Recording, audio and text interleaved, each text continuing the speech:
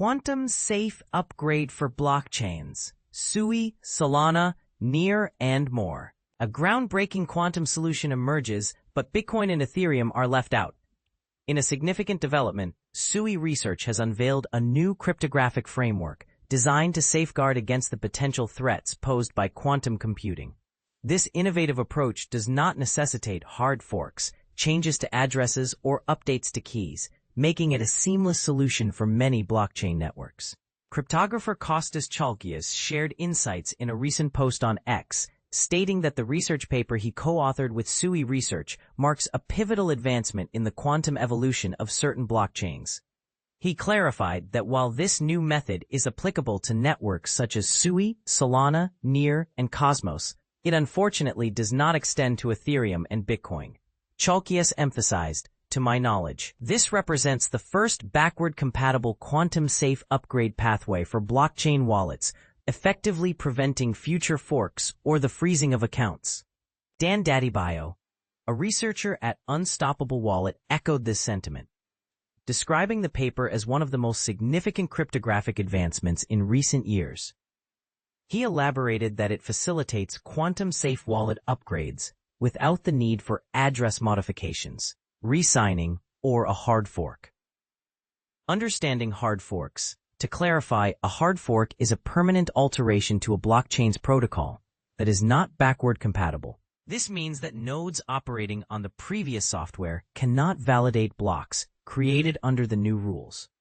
Hard forks can lead to disputes and potentially result in the creation of two distinct networks, if not universally adopted by network maintainers.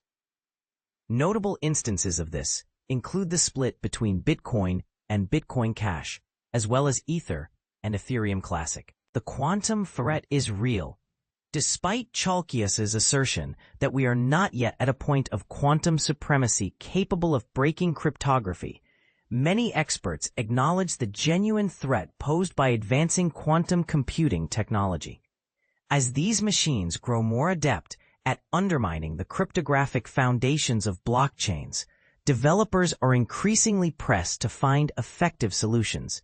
In the Bitcoin community, discussions are becoming more intense. In a mid-April interview, early cypherpunk Adam Back, who was referenced by Satoshi Nakamoto in the Bitcoin white paper, suggested that the pressure from quantum computing could potentially reveal the current status of the blockchain's anonymous creator. Back pointed out that quantum computing could expose the Bitcoin held by Satoshi Nakamoto to theft, compelling him to transfer it to a new address to maintain access to his assets. The Bitcoin community may soon face the dilemma of whether to freeze addresses that are susceptible to quantum attacks as these threats become more feasible.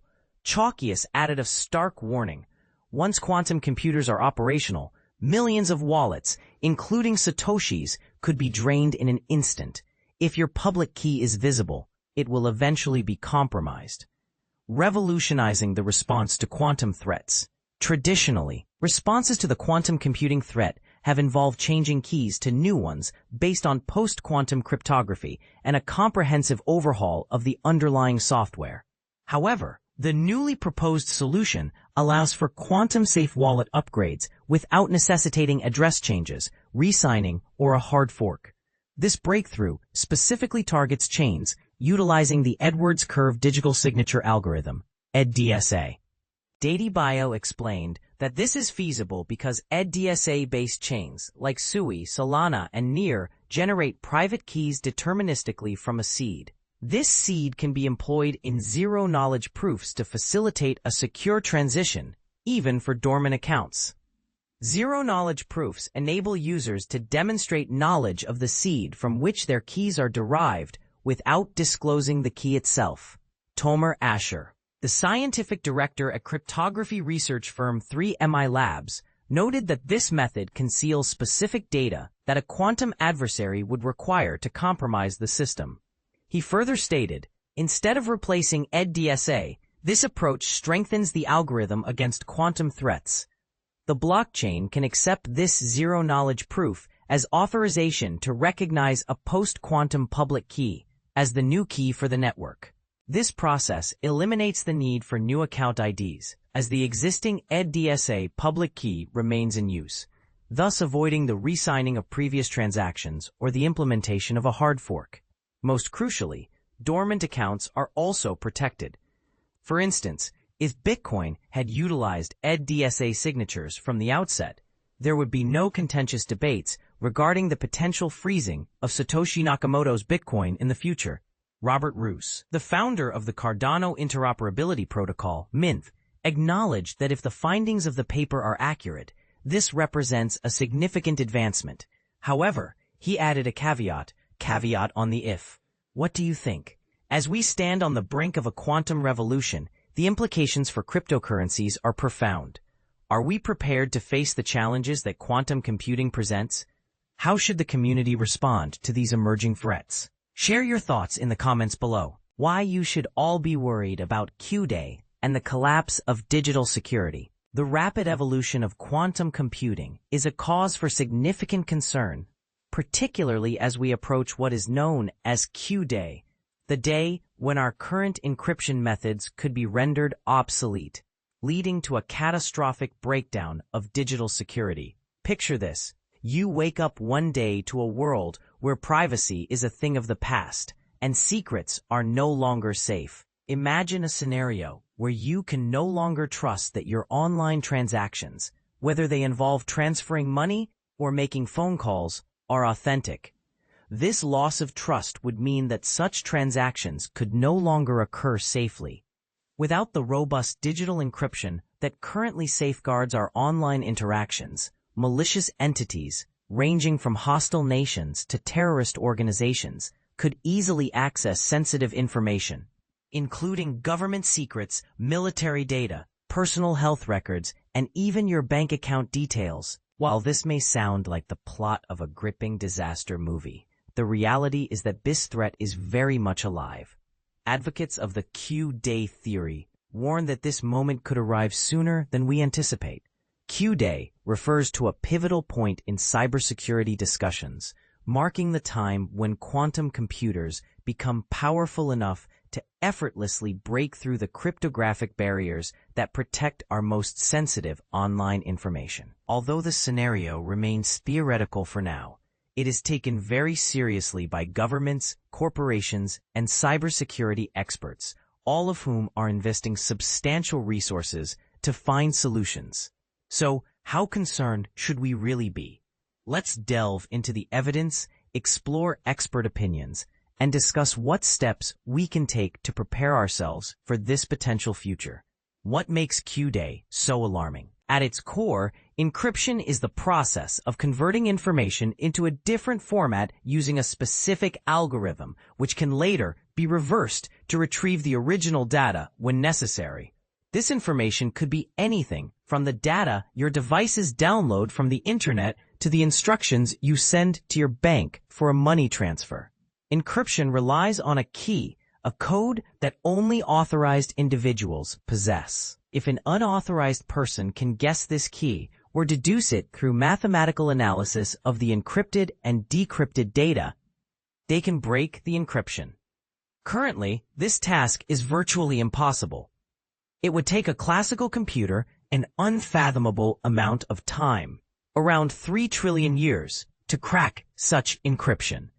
However, in 1994, mathematician Peter Shor demonstrated that a sufficiently powerful quantum computer could potentially solve this problem in mere seconds.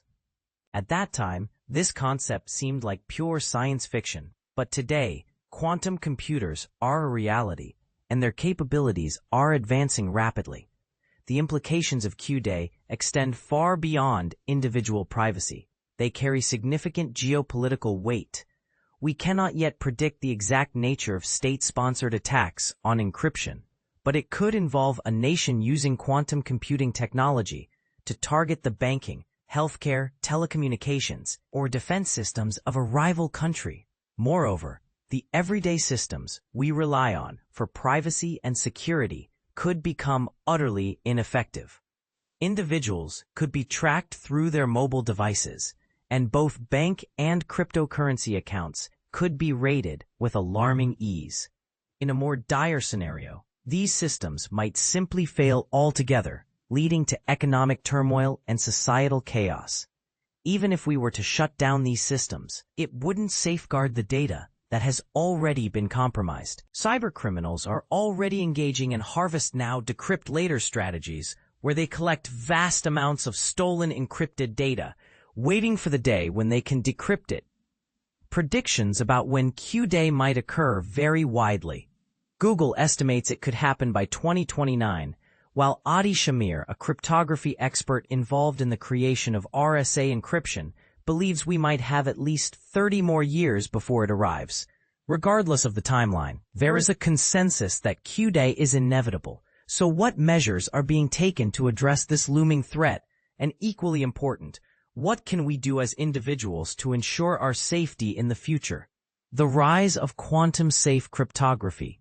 Given the magnitude of this threat, it's no surprise that governments, military organizations, and corporations are not idly waiting for disaster to strike. In the United States, the issue has reached the highest levels of government, with former President Biden signing a national security memorandum in 2022 that emphasizes the urgent need for developing quantum-safe technologies. Companies like Cloudflare, which play a crucial role in securing large portions of the internet, are also beginning to implement post-quantum cryptography. Financial institutions are acutely aware of the unique challenges posed by this threat. For instance, HSBC has recently showcased a quantum-safe method for trading digital assets. But how does quantum-safe technology actually function? The topic is highly technical and can be complex, often requiring advanced knowledge in physics to fully grasp. One promising approach, known as quantum key distribution, QKD, involves transmitting keys as photons, the fundamental particles of light. This method has a unique feature. If anyone tries to intercept and measure these photons, the owner will be alerted, thanks to a peculiar principle of quantum mechanics that states that measuring particles can alter their state. It's essential to recognize that even if we aren't quantum physicists working on these solutions, we can still contribute to the secure transfer of digital information. Consumer technology manufacturers are beginning to introduce quantum-safe versions of the tools and applications we use daily. For example, Apple has implemented the PQ3 protocol to enhance the security of its iMessage system, and VPN providers are also upgrading their internal security measures to be more resilient against quantum threats. While it may be too late to ensure that data encrypted before the advent of quantum-safe cryptography and QKD remains secure, we can take steps to ensure that the data we create today is as protected as possible. Should we be concerned? Will these advancements be sufficient to prevent the anticipated cyber apocalypse of Q-Day? The reality is that this threat is still regarded as very serious and real. While technological solutions are being developed, we won't truly know how effective they will be until Q-Day arrives. Instead of succumbing to fear, the best course of action is to start preparing. This preparation involves long-term planning and a thorough assessment of your data security needs, especially for information that must be stored over extended periods. If you own a business that relies on data security for its success or survival, something that applies to most companies, this is a threat that cannot be overlooked. However, individuals should also take this opportunity to reflect on the importance of data protection and privacy in safeguarding our future, ensuring we are ready for whatever challenges lie ahead. Quantum security, preparing for Q-Day like Y2K. Imagine an unseen storm ready to breach every wall of digital security. Quantum computing is that storm. In the same way that Y2K prompted the world to brace itself for a looming crisis, experts warn that the arrival of quantum machines could shatter our current cyber safeguards unless we take preemptive action. But here's where it gets controversial. Many believe we're repeating the cycle of overreaction, while others insist the threat is real and immediate. And this is the part most people miss. Quantum attacks are already hiding in downloaded data right now, poised to strike once the first Q day arrives. Farah Khan, who oversees business development at Quantum Emotion America, compares the situation to the massive, behind-the-scenes effort that quelled the year 2000 bug. Back then, her biotech employer spent 2 years auditing code and updating systems so thoroughly that December 31st, 1999 passed without a glitch. She insists we need the same disciplined preparation today to ensure that when quantum computers move from theory to practice, the public experiences nothing but seamless service. Quantum computing promises dizzying performance leaps. Imagine solving complex problems in seconds that now take supercomputers days, but it also poses a stark risk: the potential to render the encryption protecting our bank accounts, medical records, and government systems obsolete. Khan emphasizes that this warning isn't scaremongering. As a former city councilor and mayor of Irvine, California, she witnessed firsthand how digital threats can target critical public infrastructure. According to her, cybercriminals are already harvesting encrypted data to crack later with quantum power, then exploit it however they choose. She calls for widespread education and early acceptance that quantum is inevitable. We should be asking right now what steps we can take today to avoid scrambling for patches on Q-Day while hackers toy with healthcare records, government files, and industrial controls. The implications run deeper than we imagine, opening doors to vulnerabilities we haven't even conceived. Quantum Emotion's answer is a proprietary random number generator that continually shifts cryptographic keys as hackers attempt to break them. In tests with Quebec's platform for digital and quantum innovation and IBM, simulations of Grover's algorithm showed that as the number of keys increases, the algorithm's success rate plummets. This approach makes the computational load of an attack so heavy it simply isn't worth the effort. Khan's unique blend of private sector insight and public service experience gives her a crystal-clear view of who's prepared. Private companies, she says, are already racing ahead to shore up their defenses. Governments, by contrast, are caught in bureaucratic molasses, scrubbing legacy systems and laying down digital basics far too slowly. To close this gap, she advocates local collaboration, municipal authorities, universities, and startups working in concert to push secure innovation forward. During her tenure as Irvine's mayor, Khan convened civic leaders, tech executives, and educators to map out a vision for the city's next decade. From nurturing incubators to forging accelerator partnerships, those early bets are now paying off as vibrant innovation hubs. She argues that same blueprint could secure our quantum future, with governments catalyzing progress by coalescing resources and expertise. Yet technology is only part of the equation. When Irvine began being dubbed the next Silicon Valley, Khan insisted on a broader foundation: manufacturing, healthcare, and other sectors, to avoid single industry dependency. She linked that industrial push to policies on affordable housing, public education, and safety. Irvine remains one of the safest cities in the nation. Despite progress, she laments that women are still underrepresented in top tech roles. She urges hands-on experiences, mentorship, and real-world problem-solving for girls, not just coding classes. Partnerships offering robotics, AI, app development, and gaming programs can spark confidence early, she says, even at preschool age. Her aim is a future where women excel in technology, not as tokens, but because they're truly welcome and supported. She calls for cultural shifts and dedicated events like female executives share insights with emerging talent on topics like securing startup funding. Controversially, she suggests companies tie board diversity to quantum readiness metrics. Yes, that might ruffle feathers, but is it necessary? She believes so, and points to the women leading quantum research today as proof that change is not only possible, but already underway. So here's the question: will we heed the Y2K playbook and build quantum resilience now, or wait for the storm to hit? Do you agree that mandatory diversity standards could accelerate security innovation, or do you see it as corporate overreach? Let us know your thoughts.